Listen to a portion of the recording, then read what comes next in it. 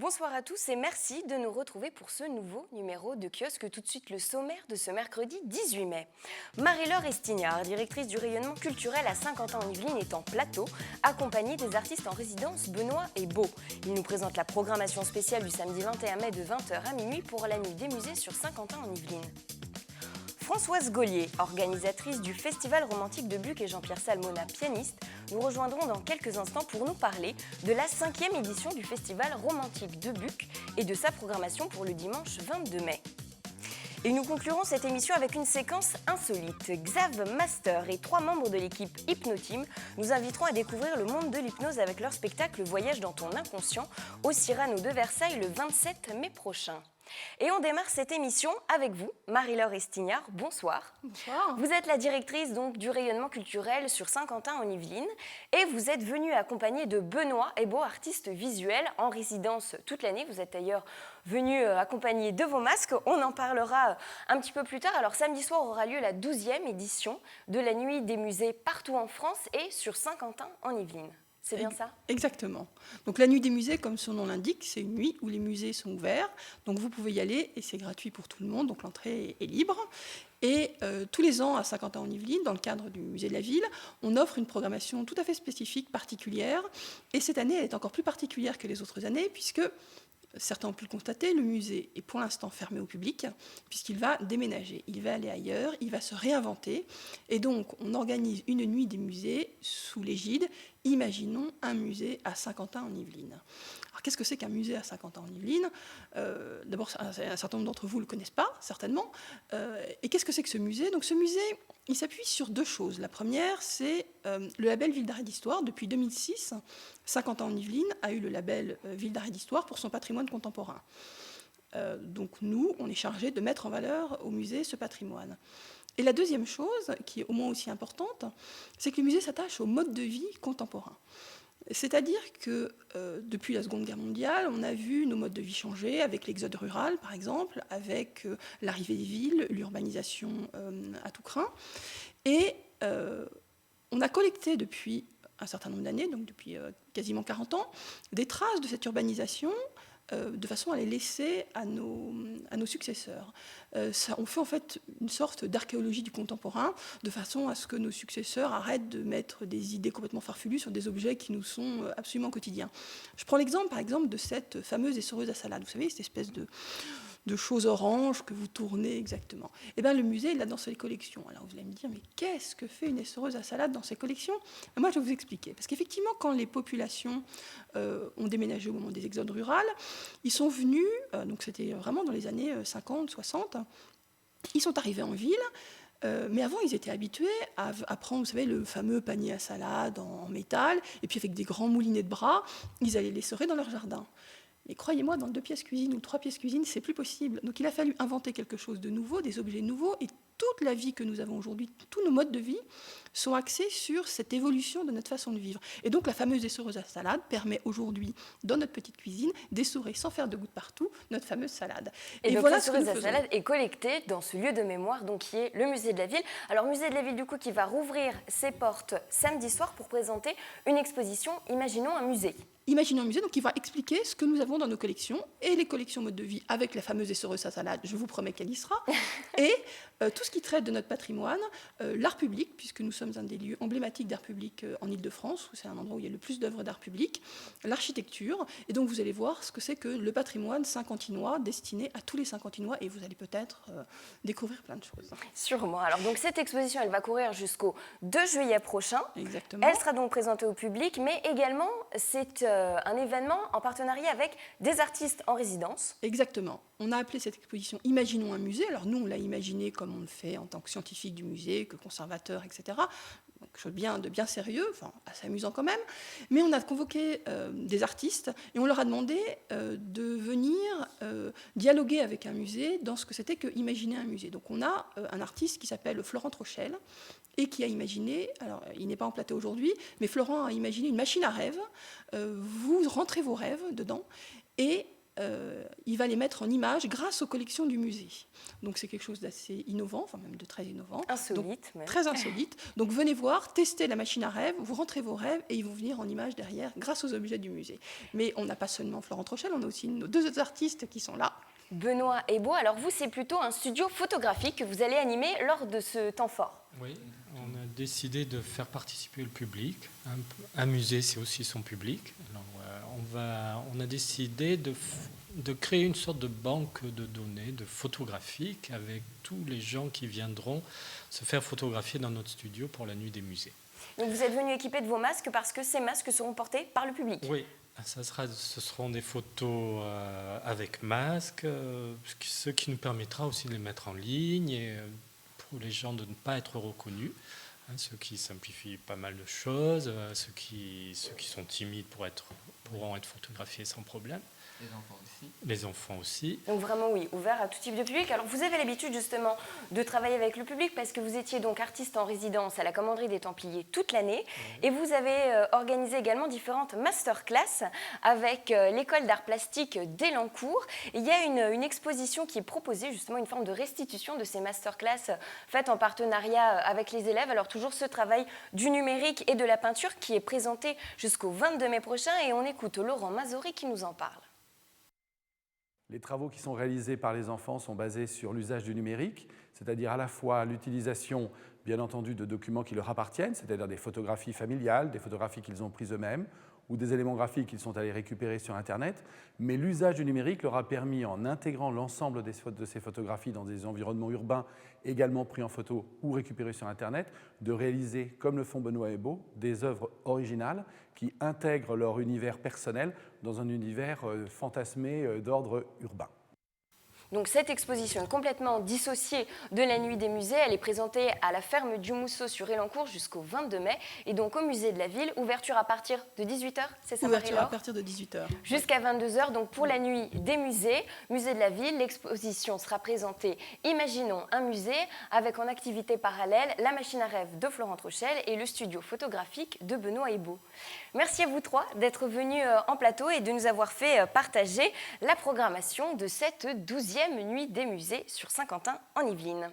La maréchalerie de Versailles, centre d'art contemporain, sera également ouverte pour cette nuit des musées jusqu'à 22h et présente l'exposition Lacune féconde de Mark Johnson. 24 tonnes de terre et de graminées sauvages ont envahi la maréchalerie de Versailles. Une sculpture vivante, intitulée Lacune féconde, réalisée par l'artiste plasticien et architecte Mark Johnson. Diplômé des Beaux-Arts de Paris et de l'École nationale supérieure d'architecture de Paris-Malaquais, l'artiste propose une approche à la fois sensible et abstraite des enjeux bioéthiques. Ici, on est dans une problématique qui ouvre à une certaine transversalité des disciplines. C'est un artiste qui croise dans ce projet en particulier l'art, mais aussi l'archéologie, la génétique. C'est cela aussi qui était intéressant et singulier de sa part, c'était de tenter de créer à travers le dispositif dans lequel on circule, qui est ce paysage donc végétalisé, revégétalisé, où la nature reprend ses droits. C'était vraiment de traiter de ces questions transversales. L'œuvre vivante vient confronter l'art ancestral de l'archéologie au progrès scientifique.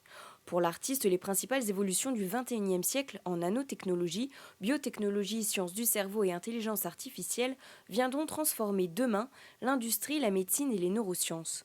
Une intelligence artificielle accompagne d'ailleurs le visiteur dans le dispositif en déclamant un texte autour de l'avenir de l'activité humaine. Il y a eu 1 an de travail avec l'Institut national de recherche archéologique préventive. Il s'agit de comprendre comment les technologies aujourd'hui, notamment l'apport de la génétique en archéologie, va pouvoir transformer le vivant et pose des questions fondamentales pour nous aujourd'hui, comme l'interaction des technologies avec notre corps propre, les neurosciences, et donc des questions philosophiques comme le mouvement culturel, notamment le transhumanisme ou le posthumanisme. Les études de Mark Johnson sur le sujet ont amené à l'édition prochaine d'un livre sur la bioéthique et pour les visiteurs désireux de s'approprier ce sujet, un questionnaire de 21 questions est distribué pour prolonger la réflexion philosophique et scientifique. Et voici maintenant, pour continuer sur la thématique de la Nuit des Musées, un agenda spécial Nuit des Musées pour samedi soir. Alors vous pourrez vous rendre au musée de la toile de Jouy à Jouy-en-Josas pour un atelier d'initiation à la teinture de 18 à 23 heures et vous pourrez ainsi profiter de l'exposition en cours Peindre n'est-ce pas teindre. Le château de Versailles sera également ouvert pour l'occasion et invite à découvrir sa nouvelle galerie des carences de 19h à 1h du matin ainsi que son académie équestre nationale. Différentes animations sont proposées au musée Promenade de Marly-le-Roi-Louvciennes de 20h à 23h30, lecture théâtralisée, musique, projection et ateliers pour les enfants, une soirée dédiée à Don Quichotte.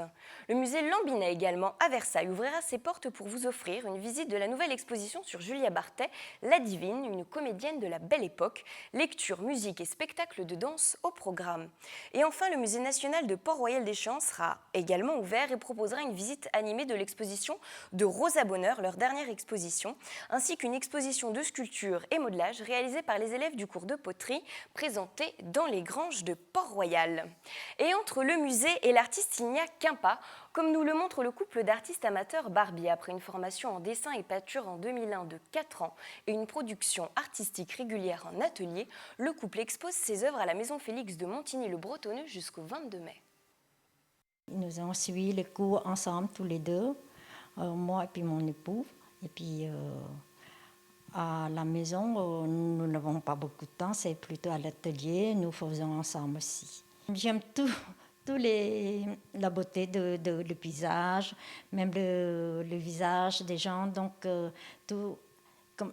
Ça m'a inspiré, ça a envie de reproduire sur les tableaux. Moi, je représente souvent des tableaux de maîtres, ou suivant des cartes postales, des photos. Pour l'instant, je ne fais pas vraiment de la création, je fais surtout la copie. Et après avoir profité le samedi soir de la 12e édition de la Nuit des Musées, je vous convie le dimanche 22 mai à la 5e édition du Festival romantique de Buc. Ça aura lieu à partir de 10h30 au château de Buc. Alors pour en parler avec moi, Françoise Gaulier, vous êtes l'organisatrice du festival et Jean-Pierre Salmona, vous êtes pianiste. Oui. Françoise, pourquoi avoir initié ce festival romantique sur Buc ? Alors, il y a 10 ans, nous avons créé une association musicale, Domicila, dont l'objectif principal est de donner des cours de musique à domicile. Nous souhaitions également proposer des concerts pour que les adhérents puissent se rencontrer et découvrir la musique. Et en 2010 est née l'idée de faire plus qu'un concert, mais une journée complète de concerts. Donc, en 2010, c'était le bicentenaire de la naissance de Chopin. Et puis, nous avions la possibilité d'avoir comme théâtre, finalement, le château de Buc, qui est un vrai lieu romantique. Alors Jean-Pierre Salmona, qu'est-ce qui caractérise la musique romantique ? Alors la musique romantique, en fait, c'est la musique des 2 derniers tiers du 19e siècle. C'est une musique qui est caractérisée finalement par la sortie, l'évasion des formes et de la rigueur expressive de l'époque des Lumières. Donc il s'agit pour les compositeurs maintenant d'exprimer, à la suite du Sturm und Drang du XVIIIe siècle, qui signifie tempête et passion, un mouvement né en Allemagne dans la deuxième partie du XVIIIe siècle, il s'agit pour les compositeurs donc d'exprimer des émotions beaucoup plus personnelles que par les compositeurs précédents. Et ça s'illustre de façon différente suivant les lieux. Elle est née principalement en Europe, mais suivant les lieux, elle s'illustre de façon différente. Et c'est pourquoi on a choisi en fait 3 lieux un peu phares du romantisme à célébrer dans 3 concerts. Oui, parce Vienne, que cette puis année, Saint-Pétersbourg. c'est ça, la puis thématique, Paris. c'est autour d'un voyage de l'Europe, des lieux phares, aux lieux culturels pour cette musique romantique, donc vous l'avez dit, Vienne, Saint-Pétersbourg et Paris. Oui. Alors comment est-ce que vous avez pensé la programmation autour de ces 3 lieux ? Une fois que les lieux sont définis, la programmation s'impose un peu d'elle-même. C'est-à-dire que Vienne, on pense naturellement à Beethoven, qui est la charnière entre la période classique et la période romantique. Et puis, si on a pensé à Beethoven, on pense assez facilement à Brahms, puisque Hans de Bülow considérait que Brahms était le successeur de Beethoven. Alors justement, on va tout de suite écouter un extrait de Brahms.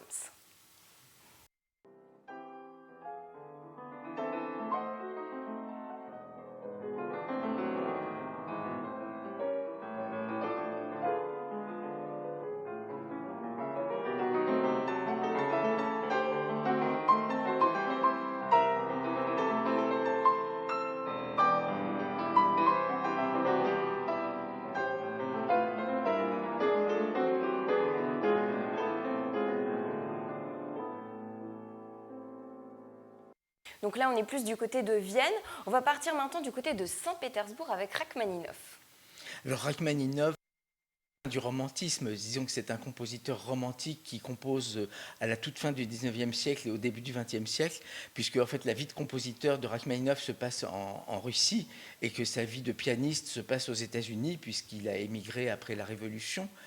Et Rachmaninov, c'est vraiment, à la fois pour le pianiste et pour l'auditeur, c'est vraiment l'archétype du romantisme russe, quoi, de cette espèce d'expression extraordinaire qui conquiert absolument tous les auditeurs. Et puis dans Saint-Pétersbourg, on déborde sur la sortie du romantisme, puisque on fait jouer côte à côte un trio de Rachmaninov, trio élégiaque, le premier, composé juste avant la mort de Tchaïkovski, une sorte d'hommage de Rachmaninov à son aîné.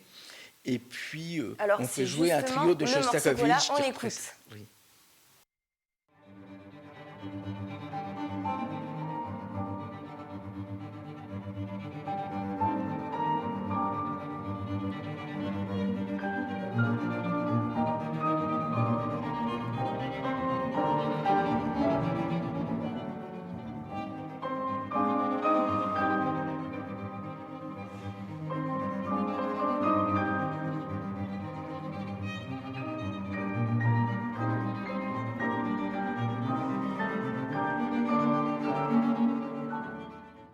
Puis on pourra retrouver également du Chopin, du Beethoven. Alors Jean-Pierre Salmona, quels sont les types de musiciens associés? On est aussi bien sur du musicien professionnel que des grands amateurs. Oui, alors d'abord le premier concert mettra en scène essentiellement des grands amateurs, donc des pianistes qui en fait... amateurs primés, sortant de conservatoire. Au concours des grands amateurs de piano, sortant de conservatoires nationaux de région.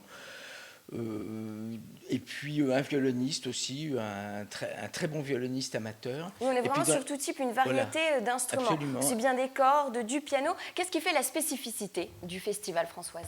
Alors la spécificité du festival, c'est l'unité dans le programme déjà. Ce n'est pas une succession de concerts, mais il y a une unité dans la journée. Ce qui fait sa spécificité. Le lieu insolite. Le lieu insolite, le château, bien sûr. C'est toujours un plaisir de s'y retrouver. Ce sont des temps de rencontre aussi, puisque nous souhaitons Ça, vous y tenez, hein? On y tient, oui, puisqu'on souhaite que les spectateurs, les partenaires du projet et les musiciens puissent avoir des moments pour se rencontrer.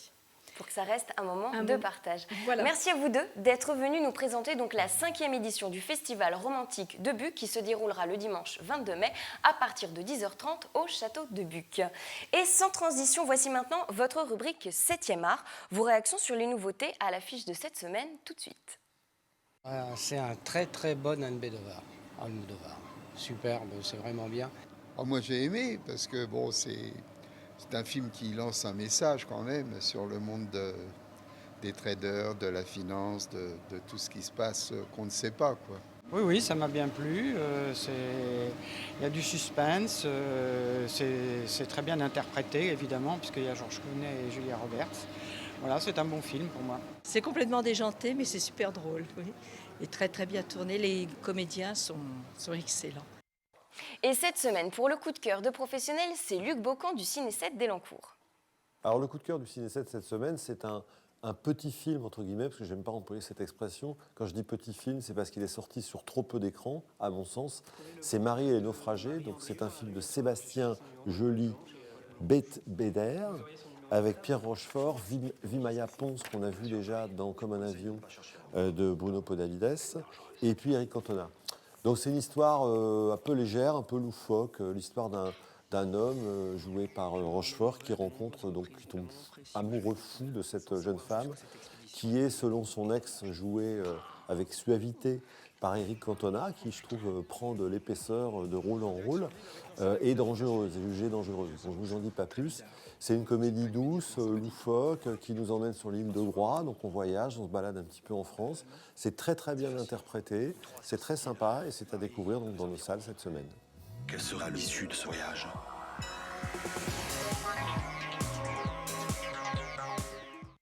Et avant de refermer ce magazine, je vous convie vendredi 27 mai 20h au Cyrano de Versailles à un spectacle insolite, un spectacle d'hypnose intitulé Voyage dans ton inconscient. Pour en parler avec moi, Xav Master, Édouard, Cédric et Sébastien, je vous propose de regarder tout de suite un extrait du spectacle.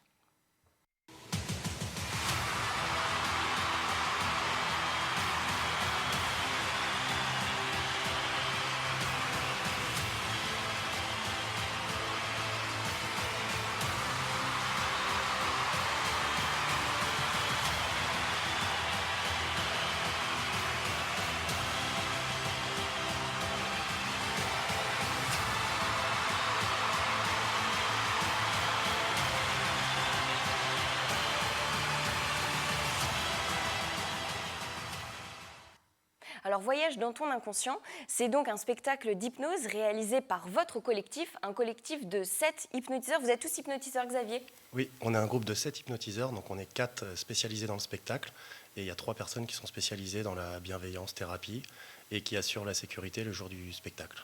C'est particulièrement important dans l'aspect sécuritaire sur ce type de spectacle. Alors nous, c'est vraiment là-dessus qu'on met l'accent, c'est-à-dire qu'on peut faire le show et on sait qu'on a des personnes qui sont spécialisées là-dedans, dans le spectacle, pour pouvoir réveiller tout le monde et mettre les gens en sécurité. Donc ça, pour le public, c'est assez rassurant. C'est le but, oui. Parce que c'est vrai que l'hypnose, souvent on peut rentrer en transe, il peut y avoir des effets secondaires, des conséquences, donc vous êtes vraiment là pour encadrer ça. Est-ce que vous pourriez, Sébastien, nous expliquer l'origine du spectacle? Vous avez démarré par le street hypnose. Voilà, donc on a commencé dans la rue, on était tous les 3 dans un premier temps, et l'adjoint au maire de la ville où on habite nous a demandé de créer un spectacle. Il nous a repérés et on a relevé le défi, on a monté un spectacle, c'est comme ça qu'on a récupéré Cédric et les 3 autres personnes pour faire ce spectacle qui s'est rempli très très rapidement en fait. On a été assez surpris de l'enthousiasme des gens pour les spectacles d'hypnose. C'est vrai que ça fait quelques années que vraiment on met l'hypnose en avant, aussi bien pour ses vertus thérapeutiques que pour ses vertus plus spectaculaires. Alors Cédric, justement, expliquez-nous comment est-ce que ça se passe sur scène? C'est vraiment un spectacle de 2 heures en interaction complète avec le public? C'est ça, c'est vraiment un spectacle où le public peut monter sur scène, donc on va faire quelques tests de réceptivité, où après on amène les personnes qui sont réceptives à monter sur scène. On les convie avec Xavier. Il y a Édouard qui est derrière sur scène pour la sécurité de justement ces personnes qui sont sur scène. Ensuite, on a vraiment 3 hypnotiseurs dans la salle qu'on appelle les anges gardiens un peu pour la sécurité dans la salle. Et derrière, il y a Sébastien et moi, on est en régie, en technique. Et de temps en temps, on se permet un peu de sortir et justement s'il y a vraiment besoin dans la salle. C'est pour ça qu'on est aussi hypnotiseur. Donc les gens sur scène participent au spectacle, mais également les gens dans la salle? C'est ça. C'est vraiment une interaction entre ce qui se passe sur scène et dans la salle. À tout moment, en fait, des personnes de la salle peuvent interagir sur le spectacle. Donc on a vraiment le fil conducteur, mais de temps en temps, ça nous arrive un peu d'en sortir et de jouer un peu avec le public. Sébastien, le rôle du son et de la lumière sur ce type de spectacle, il est important? Alors très important en fait, on a utilisé des musiques hypnotiques, la lumière est hypnotique.